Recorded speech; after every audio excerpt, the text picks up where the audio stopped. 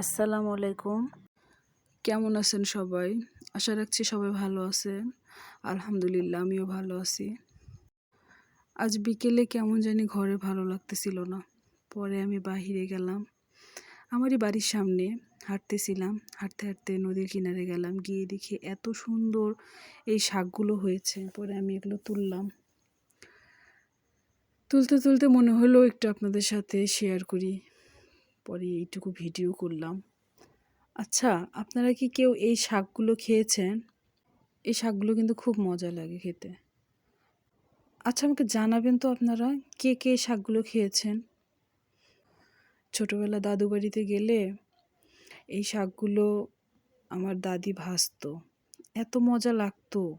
সেই স্বাদ আমি আর এখন পাই না। এত স্বাদ করে, এত সুন্দর করে, এত কিছু দিয়ে রান্না করি, তারপরও সেই দাদির হাতের শাক ভাজা আর পাই না। সেই ছোটবেলাটা পেতে খুব ইচ্ছে হয়।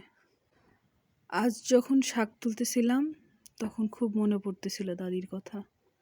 আল্লাহ আমার দাদিকে জান্নাতুল ফেরদৌস দান করুক। আজান হচ্ছিল তখন, আর পাখিরা কিচিরমিচির ডাকতেছিল। তারপরে আমি শাক তুলে চলে আসলাম।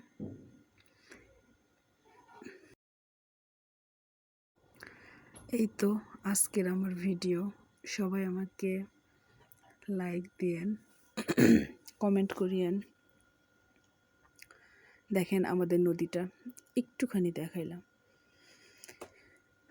সবাই ভালো থাকবেন। আসসালামু আলাইকুম।